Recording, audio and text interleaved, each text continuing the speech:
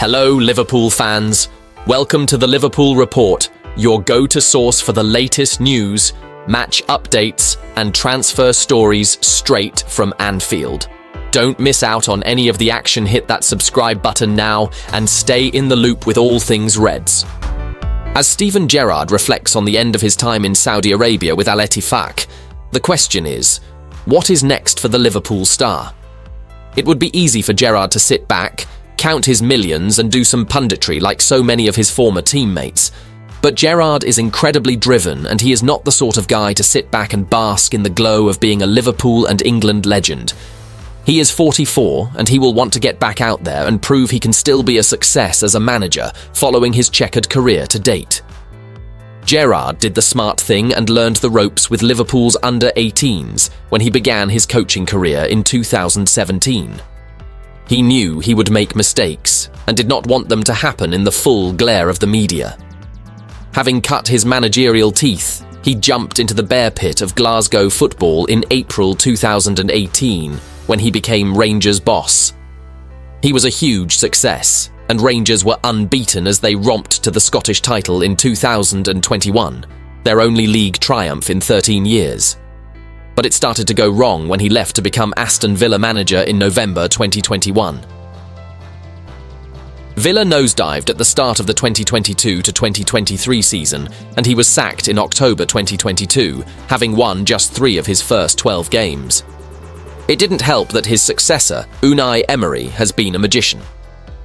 Emery led Villa into Europe in 2023, the Champions League in 2024, and they have just qualified automatically for the last 16 of the Champions League. Gerrard headed off to Saudi in July 2023 when he took over at Al-Ettifaq and guided them to 6th last season. But this season they have stagnated, and he leaves with them in 12th place.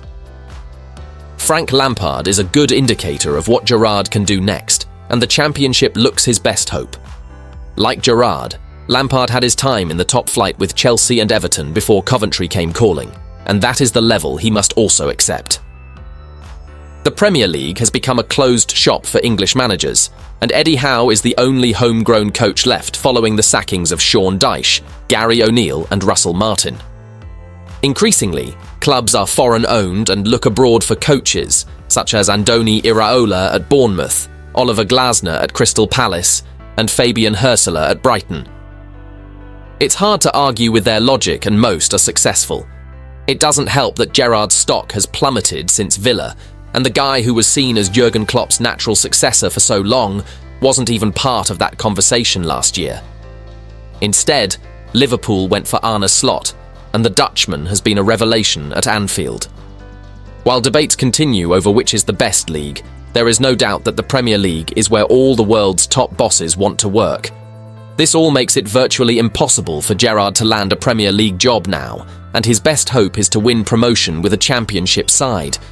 That can be fraught, as Wayne Rooney's experience at Plymouth shows, and Gerrard would need a Leeds or Sheffield United, but neither is in a rush to change manager. Gerrard will need to pick his next club carefully if he is to succeed. Monaco are closing in on the signing of Jordan Henderson, which could see him come up against Liverpool in the Champions League alongside a former Reds teammate. The former Reds captain left the club for Saudi Arabia less than 2 years ago, but is now looking for another move. His switch to the Middle East failed to work out, and he cut that short before returning to Europe with Ajax last January.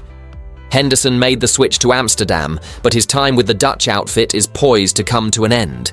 He's now set to sign a deal with the Principality club until 2026, according to reports.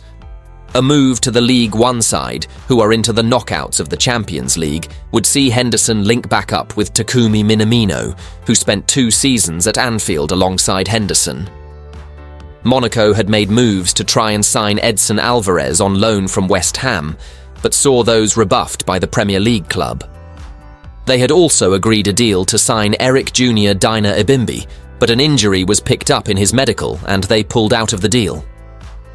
Henderson has currently helped Ajax sit second in the Eredivisie, 4 points off PSV, whilst they're in the hunt to qualify in the Europa League. Now he's poised to move to the south of France, with Monaco sat third in Ligue 1. Despite losing to Inter Milan this week, they're into the playoff phase of the Champions League and will face either PSG, Brest or Benfica, and the winners will be rewarded with the last 16 clashes against Liverpool or Barcelona. Despite his lucrative Saudi move not working out, Henderson insists there's no regrets over his Liverpool exit, adamant that it was the right time to pursue a new challenge. The midfielder remains the only Reds captain to lift the Premier League trophy. He said, "I think it was the right time for me as a player, but also for them as a team, and for them as a club, as much as that hurt at the time. I was very emotional. Looking back in that period of time, looking back now, it is easy to see that it was the right decision made by the manager and the club." Georgi Mamardashvili has provided a clear explanation for his decision not to join Liverpool last summer. The Reds signed the goalkeeper from Valencia in a £30 million deal before loaning him back to the La Liga club for the season. The 24-year-old is being touted as the future number one at Liverpool, the man to replace current stopper Alisson. The Brazilian has been the go-to goalkeeper at Anfield since his transfer from Roma in 2018. But he faces stiff competition for his position when Mamardashvili arrives. Kawhimin Kelleher has proven himself a reliable backup for Liverpool, especially this season when Alisson was out with a hamstring injury for several weeks. But next season, Mamardashvili will be vying for the number one spot at the Reds, and the Georgia international opened up about his deal to sign for Liverpool after suffering a horrendous night for his current club, as they endured a 7-1 thrashing at Barcelona, a result leaving them languishing 19th in La Liga. Post-match, Dazen, the broadcaster covering the game in Spain, caught a conversation between Mamardashvili and Barca star Ferran Torres. The two were spotted chatting after the final whistle at the Lewis Company's Olympic Stadium.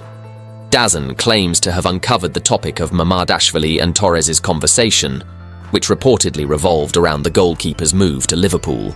Torres reportedly quizzed Mamardashvili with the question, "Why didn't you leave this year?"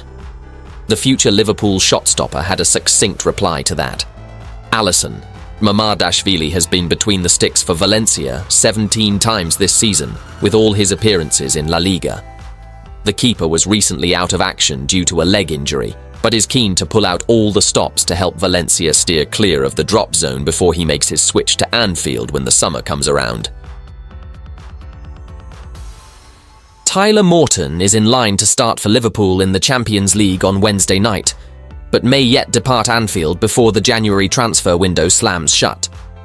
The 22-year-old midfielder has been limited to appearances in the FA Cup and the Carabao Cup so far this season, and admitted after Liverpool's 4-0 win over Accrington Stanley earlier this month that he was frustrated with his lack of game time and that he may have to be selfish for the good of his career, whether that means a loan move or a permanent transfer. "Definitely. It's been tough for me this season. Minutes-wise," Morton said after the Accrington win, "I think I've handled it very well.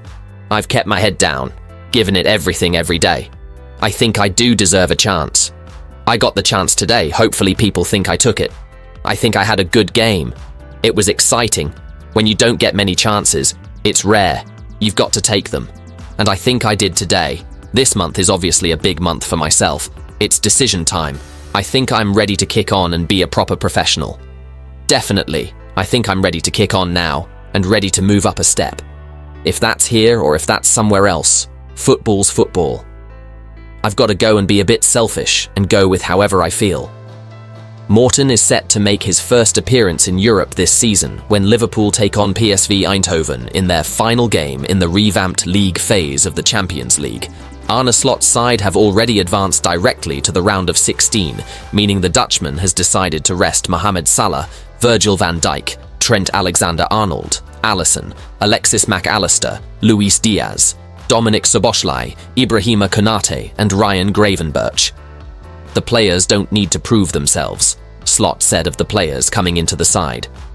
"We know what their quality is, but we are playing many games. And the ones we left behind could have played, but we need to think long-term. If you look back at our season and the players who play all the time, we always try to give them a break after 3, 4 or 5 weeks when it's the League Cup or FA Cup to help them get their freshness back. It has taken me a while to understand this new format, but I'm now 100% sure it doesn't matter if you end up first or second, because we are guaranteed to play the team that is 15th, 16th, 17th or 18th in the last 16, and then it's down to the draw. We can't drop to third. It has no impact on the league table, but we will be trying to win. A wise man once said to me he's never seen anything good come from losing a game. 13 or 14 players have mostly shared the playing time, so it will also be good to get other players into a game rhythm as well, because we will need them if we start to get injuries. The squad is a choice for the long term.